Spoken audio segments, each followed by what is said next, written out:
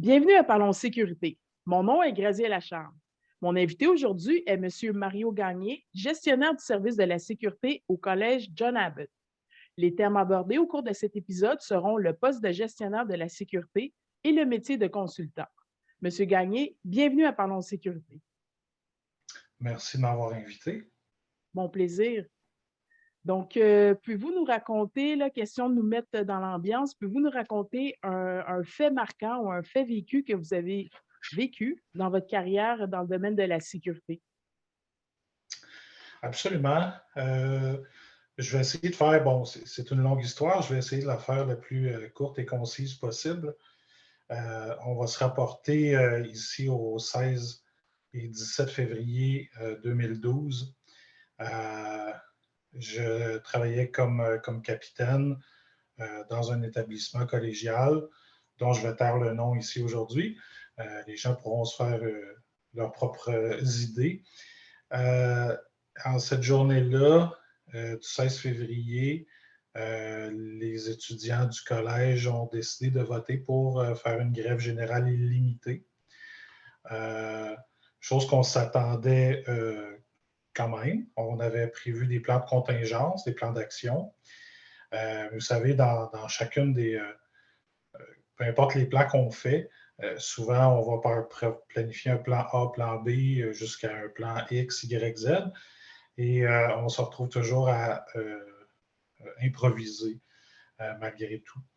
Et donc, dans l'après-midi, là, les étudiants ont voté la grève et ont décidé d'occuper l'établissement malgré l'ordre de quitter les lieux. Et on s'est ramassé d'une minute à l'autre avec près de 500 personnes qui occupaient les lieux et qui ont décidé de faire du grabuge, de se barricader, de briser un paquet d'équipements de mobilier. Et cette barricade-là, cet événement-là a duré jusqu'à ce que le 4 escouades d'anti-émeutes du SPVM entrent dans les bâtiments. Donc, il a fallu coordonner l'opération avec le SPVM, le commandant du GTI, avec le commandant aussi, l'inspecteur du PDQ, nos agents. Et il a fallu coordonner toute cette intervention-là qui s'est soldée au petit matin par 39 arrestations avec des accusations criminelles, des verdicts de culpabilité qui étaient accablants à ce moment-là. Tout le processus a pris, tout le processus de l'intervention a pris presque 24 heures.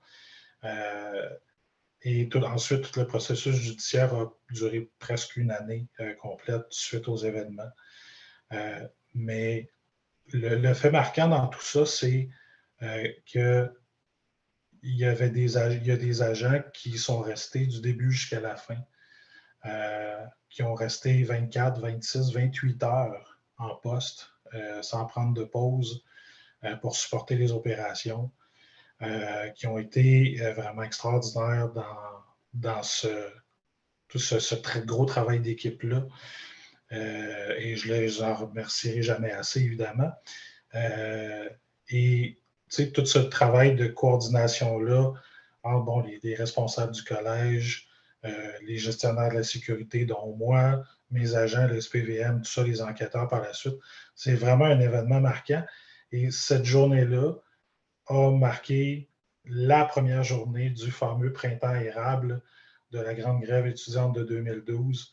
Donc, on était aux premières loges dans cette situation-là. Donc, c'est ça mon événement marquant. À moi, dans toute ma carrière, ça a été assez intense.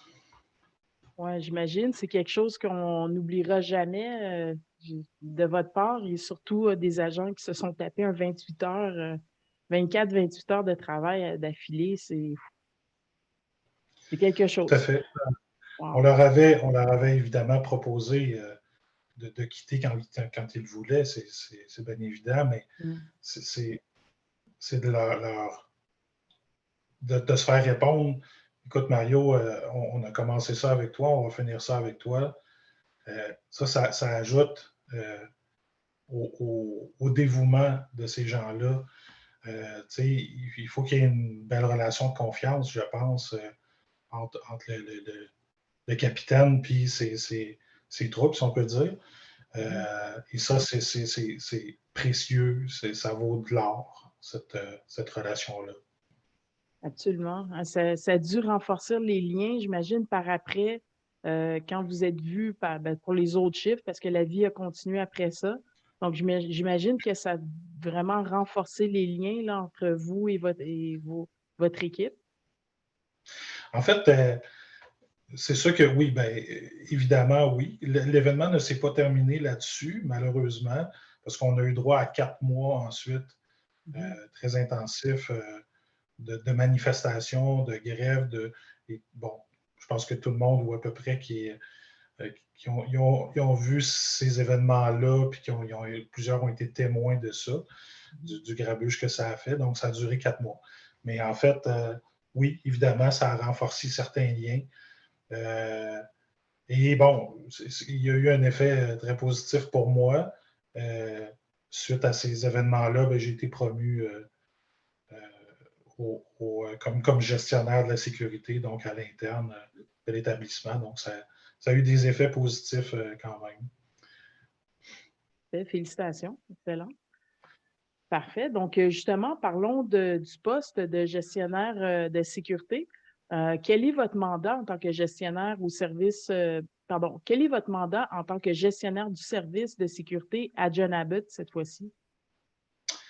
Le mandat, il est assez vaste et assez important, je dirais, parce que avant 2019, en fait, jusqu'à juin 2019, le service de sécurité était offert à John Abbott par le campus McDonald de l'Université McGill, qui fournissait le personnel, le service, les interventions au niveau de la gestion des mesures d'urgence, etc.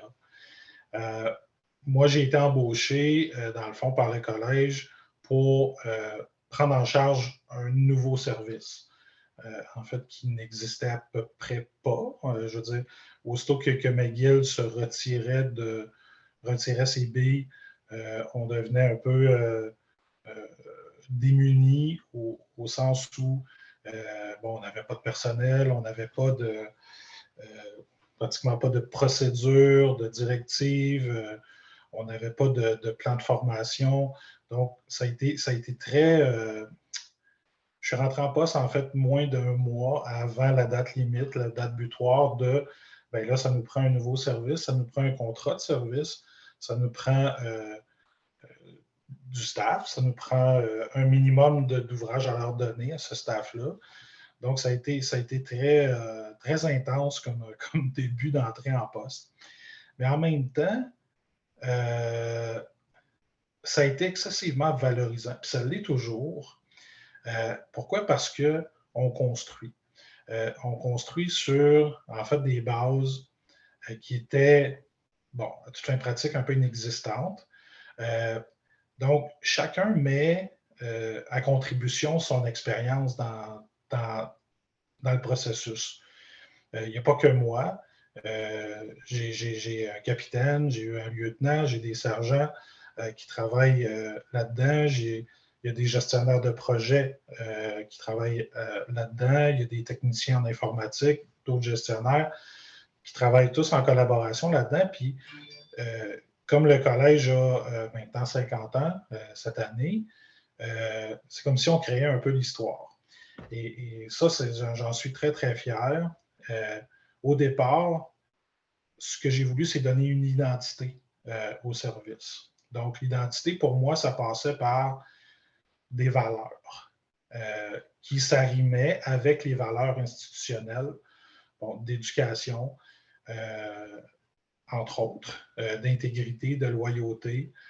Et ensuite de ça, la création d'un logo qu'on pourrait mettre sur nos uniformes, sur nos casquettes, sur nos documents, un logo qui serait affiché un peu partout sur les sites web et tout ça. Un logo où tout le monde serait un peu comme sous un drapeau. On se reconnaît avec ce logo-là. Et comme on est les premiers, ben, on en est aussi fiers de faire partie de cette expérience-là. Donc, on a commencé par ça pour développer le service au niveau procédural, au niveau formation, au niveau de tous les formulaires, documents, logiciels, l'implantation de caméras de surveillance, d'outils de gestion de la sécurité, l'implantation de tout ce qui est rapport, ronde de sécurité, analyse, évaluation des risques, qui est un volet très, très important qui nous a permis de développer beaucoup nos outils de travail. Monter une équipe qui n'est pas simple. J'ai une philosophie selon laquelle j'ai assez de respect envers mes agents pour ne pas les faire travailler avec n'importe qui. Ça veut dire que je ne vais pas intégrer des gens dans une équipe avec qui ça ne fonctionne pas. Ou quand on le fait, parce que ça arrive qu'on se trompe, on n'est pas parfait, mais on règle les choses assez rapidement. On ajuste le tir. Et ça, l'équipe, c'est ma ressource. On peut travailler avec un paquet de caméras de surveillance, avec un paquet d'outils électroniques. On va travailler avec des moyens de communication, mais si on n'a pas personne pour faire rouler la machine, ça ne marchera pas. Donc, l'équipe, c'est la partie fondamentale. Et malgré que ça soit toujours une équipe qui est en mouvement, il y a toujours un certain roulement de personnel, on l'observe partout et c'est tout à fait normal. Chez nous, on a développé quand même une certaine stabilité. On a donné à nos agents, on parlait tantôt des valeurs, on parlait du logo aussi. Les agents ont l'impression, et pas tout à fait à tort, qu'ils travaillent pour John Abbott. Et ça, pour moi, c'est important de les fidéliser, de leur donner un sentiment d'appartenance. Et malgré qu'on ne soit pas l'employeur de ces agents-là, il n'en reste pas moins que c'est avec nous qu'ils vivent leur quotidien. C'est avec nos étudiants, c'est avec nos profs, nos membres du personnel, c'est avec mon équipe qui passent leur journée de travail. Puis pour nous, c'était vraiment essentiel de créer cette stabilité-là. C'est intéressant ce que vous dites. Je vais vous interrompre 2 secondes parce que vous avez mentionné des points intéressants. Justement, par rapport au sentiment d'appartenance. Donc, vous dites que les agents que vous embauchez, en fait, est-ce qu'ils viennent d'une agence qui travaille à John Abbott ou ils sont embauchés par John Abbott? Ils viennent d'une agence. On a un OK. contrat de service avec une agence que je ne mentionnerai pas ici. Mais effectivement, et sur nos uniformes, et ça, c'est inclus dans notre contrat de service, on n'a pas d'identification de l'agence sur les uniformes. OK. On n'a que le logo de John Abbott sur l'uniforme. Très intéressant. Donc, c'est Très sur nos intéressant. voitures de patrouille, on a fait la même chose. Nos voitures de patrouille ont le logo de John Abbott avec un petit logo de l'agence. Quand même, je veux dire, ils nous fournissent quand même un service. Là, on reconnaît cela. Mais, tu sais, c'est ça. L'agence, en fait, c'est une banque de personnel, si on veut. Donc, c'est chez nous qu'ils travaillent. Donc, pour nous, je le réitère, ce point-là, cette coopération-là, cette intégration-là, à la limite, est essentielle. Et on arrive avec un taux de roulement qui est vraiment minimal dans les circonstances. On voit dans le contexte de la COVID actuelle que ça bouge beaucoup dans le réseau, ça bouge beaucoup dans l'industrie. Et chez nous, ben, on est content parce que ça n'a pas beaucoup bougé. Okay. Puis on croise les doigts, Ouais. On semble avoir pris des bonnes décisions, on semble avoir fait des bons choix, je pense, pour créer ça. Donc, Ouais. le mandat, Monsieur Gagné, si vous me permettez, je veux juste, parce qu'il y a des points intéressants que vous soulevez puis que je veux vraiment surligner. Donc, par rapport au sentiment d'appartenance, ce que j'aime beaucoup de ce que vous venez de dire, c'est que vous prenez le temps vraiment d'intégrer l'agent dans votre milieu de travail à un point tel où ce que l'agent a l'impression de travailler pour John Abbott carrément, pas en oubliant son agence, mais vraiment il fait partie de l'équipe parce que c'est quelque chose euh, que moi j'ai souvent entendu dire, puis moi-même en tant qu'agente de sécurité que j'ai déjà vécu, quand tu travailles chez un client, tu te sens toujours un peu à part. Donc, tu sais, je veux dire, tu travailles pour l'agence, puis tu sais, tu fais pas partie des employés, tu fais pas partie de la gang à quelque part. Et puis, il arrive parfois qu'on le ressent, et puis c'est sûr que le rendement, il est affecté. Donc, je remarque que et- de votre côté, vous avez vraiment fait une attention particulière pour intégrer les agents de sécurité à votre environnement. Et puis ça a eu comme conséquence de réduire le taux de roulement. Donc, je tenais juste à le répéter. Je vous oui, écoute. tout à fait. Et vous savez, pour emphaser un peu sur ce que vous venez de dire, je pense que c'est une équation qui est facile à faire. Euh, la mission du service de sécurité, c'est de faire en sorte que les gens, euh, par exemple les étudiants, pendant qu'ils sont à l'école, qu'il y ait des conditions optimales de sécurité pour évoluer dans leur école, pour réussir leur scolarité. Pour les enseignants et les membres du personnel, on leur offre un environnement de travail sécuritaire où ils peuvent se sentir bien de venir travailler. Pour arriver à ça, si on change d'agent à toutes les semaines, si on change de personnel, d'équipe d'une façon régulière, les gens ils finissent par ne plus se reconnaître là-dedans. Les gens aiment voir la régularité, aiment voir que, oh, cet agent-là, on le voit régulièrement, on connaît son nom, on peut s'adresser à lui, on est moins gêné de le faire et c'est comme s'il faisait partie de la famille en tant que tel. Et ça, cette notion de proximité-là, ça nous aide aussi dans notre mission de faire en sorte que les gens se sentent bien sur leur milieu de travail ou sur leur milieu d'études. Donc, je trouve que l'équation est facile à faire. Euh, est-ce que c'est moi qui crée ça? Euh, pas complètement. Moi, je suis dans le fond juste le chef d'orchestre dans l'histoire. Tu sais. Moi, je fixe les bases, je fixe les objectifs et par la suite, c'est le capitaine, c'est le lieutenant, c'est les sergents qui, aussi de concert et en suivant les valeurs qui ont été établies, vont faire ce travail-là d'intégration. Ils vont s'occuper de leur personnel comme si c'était moi qui le faisais, mais évidemment, ce n'est pas moi qui fais cette partie du travail-là. OK, très bien. Ils sont vos représentants. Tout à fait. Pour revenir à votre question initiale, bon, c'est sûr qu'au niveau du développement qui est très valorisant, qu'on en a encore pour des années, parce que c'est pas simple de développer un service comme celui-là. On en a encore sûrement pour 2-3 ans là, à faire du développement. Donc, au-delà de ça, on s'occupe aussi de faire la gestion des mesures d'urgence. Donc, tous les processus d'évacuation, les processus de lockdown, de confinement, de matières dangereuses, etc.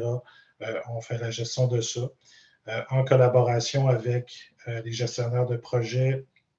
On s'occupe de aussi sécuriser les chantiers de construction. On s'occupe, bon, on s'occupe aussi des stationnements. On a 2 voitures de patrouille qui s'occupent de la sécurité routière et des stationnements. Et donc, c'est ça. Avec nos partenaires, on a des ententes avec l'Université McGill, le campus McDonald, qui est notre voisin, des ententes d'entraide en cas de situation d'urgence, et avec aussi notre partenaire qui est la Sécurité publique de Sainte-Anne-de-Bellevue. On a aussi des ententes avec eux pour se supporter mutuellement quand il y arrive des situations. et aussi pour prévenir. Donc, on se tient informé des différents événements qu'il y a de part et d'autre. Ça nous permet là, de mettre nos attentions aux bons endroits, là, si on veut. OK. Donc, en gros, c'est ça. Et c'est ça que la gestion quotidienne du service, je la confie le plus possible à mon capitaine. Moi, je m'occupe principalement du développement pour l'instant. D'accord. Très intéressant. Donc, c'est ça, vous, pour résumer, votre mandat, il est parti en Lyon à John Abbott. Vous aviez à tout mettre en place et puis jusqu'à maintenant, ça se poursuit, là, c'est pas terminé, c'est bien ça? Absolument. Ah, C'est vraiment. Il faut comprendre, on travaille avec des fonds publics, on mhm. travaille dans une institution publique.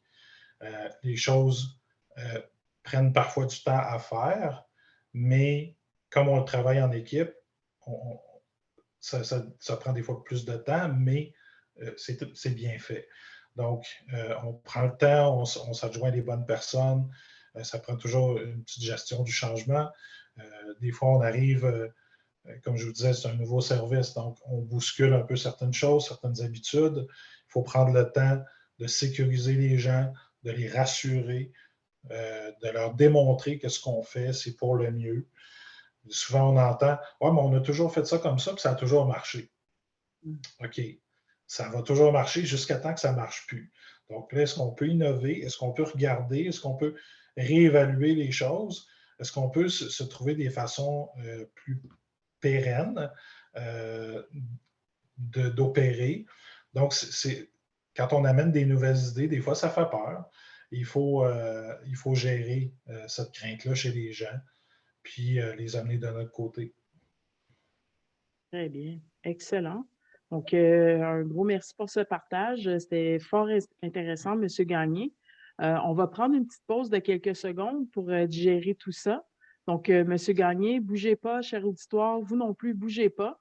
On va prendre un petit break. Juste avant de partir pour le break, s'il vous plaît, faites un petit like, encouragez-nous, un petit pouce bleu. Si vous avez des questions pour M. Gagné, inscrivez-les dans les commentaires. Et pour ceux et celles qui ne se sont pas encore abonnés à la chaîne YouTube, je vous en prie, faites ça, cliquez sur subscribe ou s'abonner, je pense en français.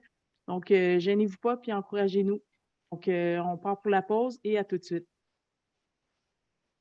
Trop d'agents de sécurité ont débuté leur carrière sans vraiment savoir ce qui les attendait ni savoir où chercher de l'emploi. Tout ce dont ils avaient besoin était d'être conseillés ou orientés dans la bonne direction. C'est pour cela que Site Emploi Discat Database a été créé. Depuis 2019, Graziella Charles, propriétaire de Discat Database, a fondé un site d'emploi réservé aux agents de sécurité du Québec. Son équipe et elle sont dévouées à trouver les meilleures offres d'emploi du domaine de la sécurité présentées aux usagers de Discat Database. Cette entreprise qui a une connaissance approfondie de l'industrie de la sécurité devrait être la seule avec qui les agents de sécurité devraient faire affaire lorsqu'ils recherchent de l'emploi.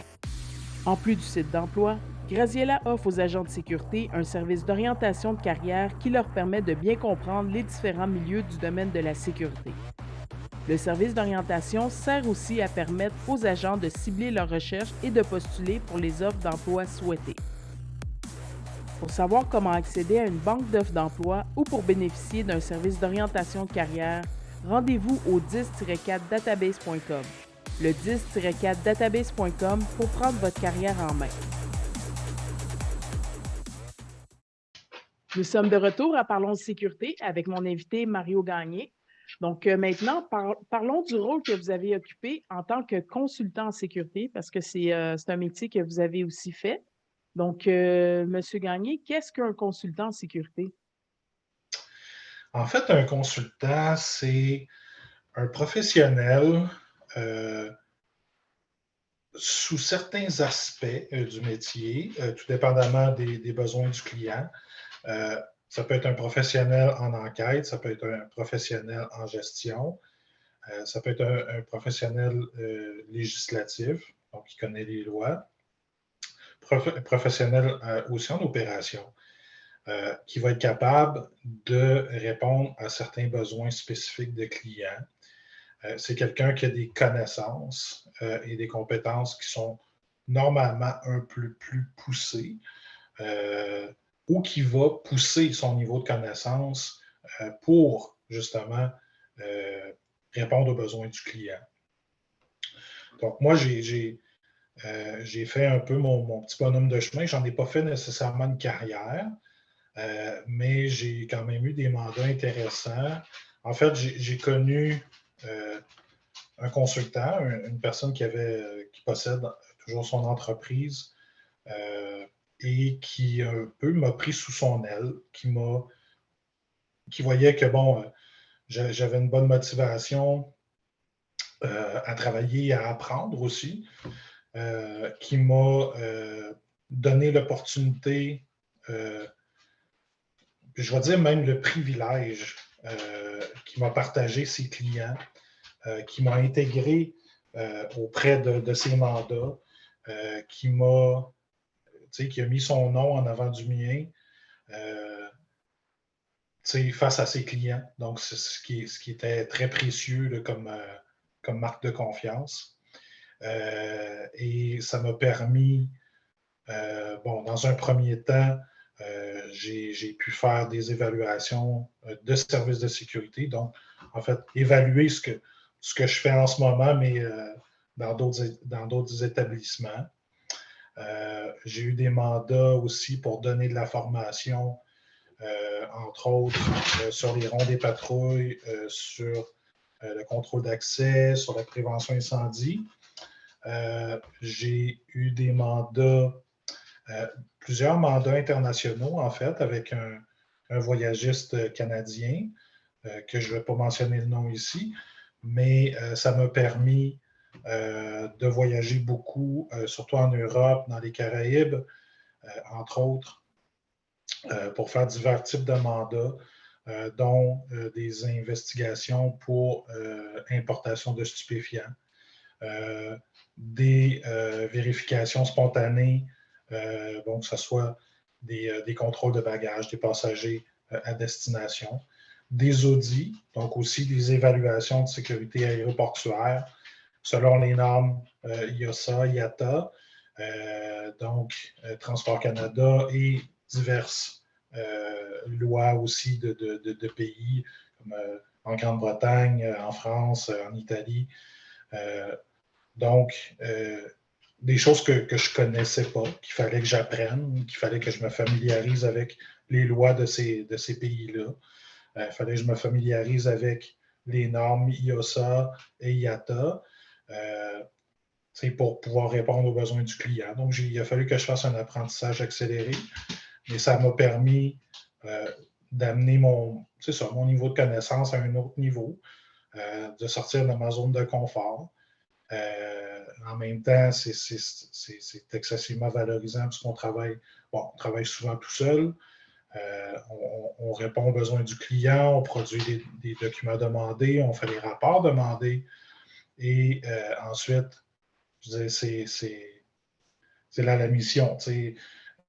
Souvent, en arrière de nos mandats, c'est de la business. Fait que si on ne fait pas bien nos mandats, si nos recommandations ne sont pas bonnes, bien, ça peut avoir des impacts quand même significatifs sur les entreprises qui nous embauchent. Excellent. Et puis, vous avez mentionné un peu plus tôt que vous aviez comme eu un mentor. C'est ça qui vous a permis d'avancer dans cette carrière-là de consultant en sécurité. Pouvez-vous nous dire en quoi c'est avantageux d'utiliser un mentor pour propulser sa carrière? En fait, surtout quand on est un jeune agent, on commence dans le métier. Des fois, on pense, j'ai fait la formation à 70 heures du BSP, je connais le métier. On déchante quand même assez rapidement. On se rend compte que le domaine de la sécurité est excessivement vaste. Il y a tellement de choses à faire, de choses qu'on ne pourrait même pas imaginer, de types de contrats, de mandats qu'on ne peut même pas imaginer. D'avoir avec nous une personne qui a vécu ces expériences-là, ou en tout cas en partie, là, qui peut nous aider, nous aiguiller à travers notre carrière. Moi, j'ai été chanceux, j'en ai rencontré 3, des personnes qui m'ont pris comme jeune agent, puis qui m'ont donné la chance de me développer. Je suis très, très reconnaissant envers ces gens-là parce qu'ils ils ont pris le jeune, je veux dire, le retraité militaire que j'étais. Ils m'ont, disons, initié un peu plus loin dans le métier. J'ai eu des responsabilités assez rapidement dans ma carrière. J'ai été capitaine après à peine 1 an et demi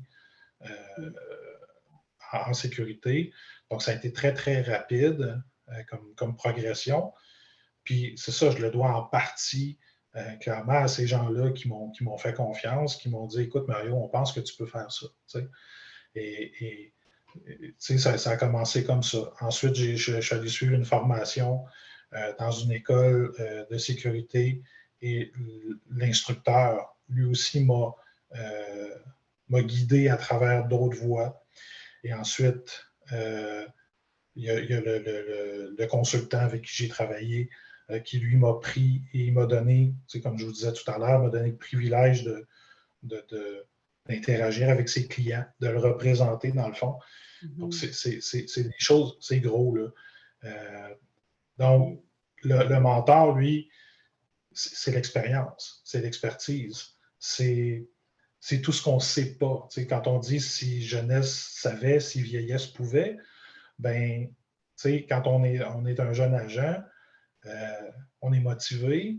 Avec un mentor, ben, ça va nous canaliser aussi nos énergies, canaliser, nous aider à nous aiguiller un peu dans notre carrière. Comme je mentionnais, il y a autant d'agents, de personnalités d'agents que de sites où on peut travailler.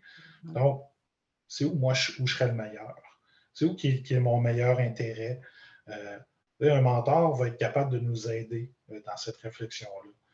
Donc, Puis, on s'entend qu'au niveau connaissance du métier, connaissance technique, ces gens-là sont inestimables aussi.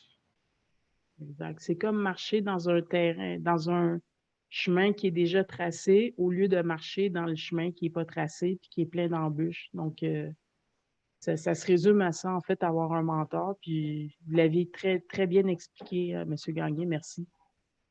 Excellent.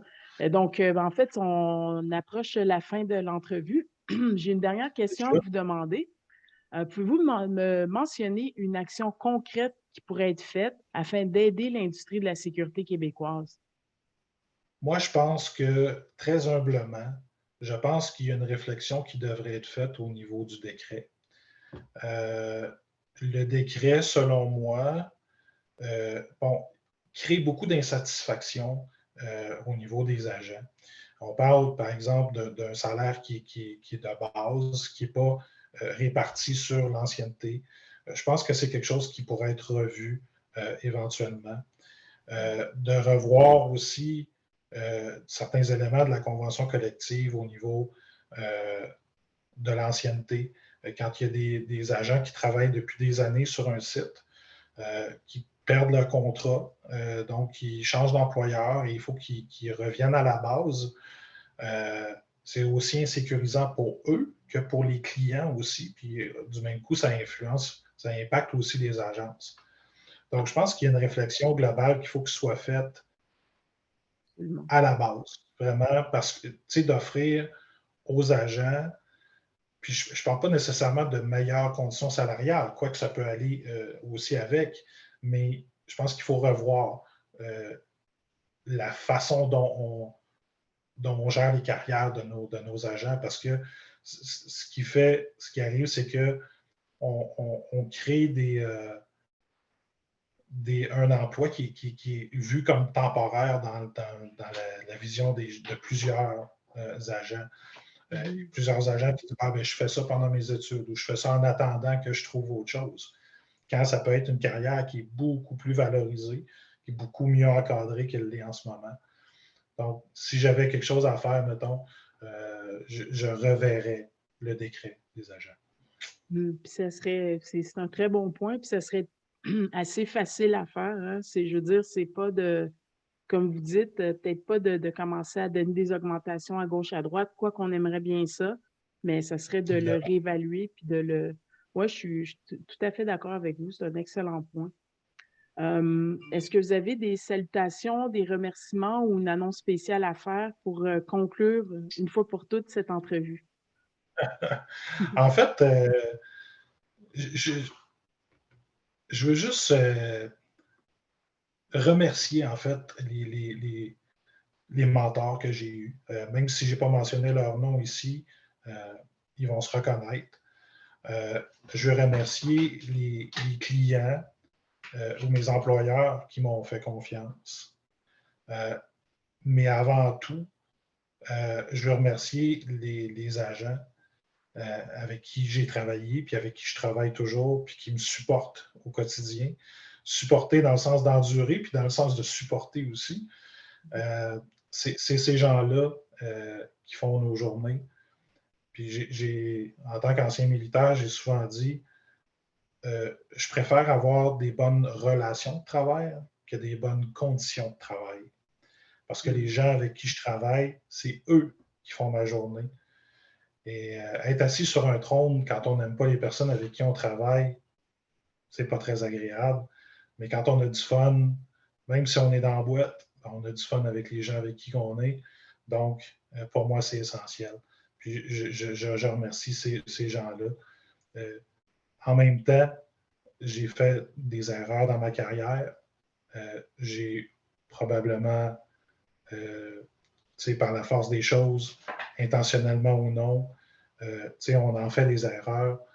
Puis, ben, pour ceux que ça interpelle, ben, je m'en excuse, mais en même temps, c'est ça, on a des opérations à gérer et bon, je remercie tout le monde avec qui j'ai interagi, avec qui j'ai travaillé jusqu'à présent, puis qui vont le faire dans l'avenir. Excellent. Voilà. Parfait. Donc, que de sagesse. Des erreurs, on en fait tous, puis on ne serait pas humain si on n'en ferait pas. Donc, merci pour ce partage, M. Gagné. Merci pour le partage de vos expériences. C'est très apprécié. Ça me fait un grand plaisir. Merci beaucoup de m'avoir invité. Mon plaisir. Mon nom est Graziella Lacharme. Si vous recherchez de l'emploi dans le domaine de la sécurité, rendez-vous sur 10-4database.com, qui est le site d'emploi réservé pour les agents de sécurité certifiés. L'inscription est gratuite. Tout ce dont vous avez besoin est votre BSP valide et votre CV. N'oubliez pas de liker, commenter, partager cette vidéo et de vous abonner à notre chaîne YouTube. Nous sommes aussi sur Facebook, Instagram, LinkedIn, Twitter, Telegram et Rumble. Venez nous encourager. Merci, cher auditoire, pour votre présence et je vous dis à la prochaine pour un nouvel épisode de Parlons Sécurité.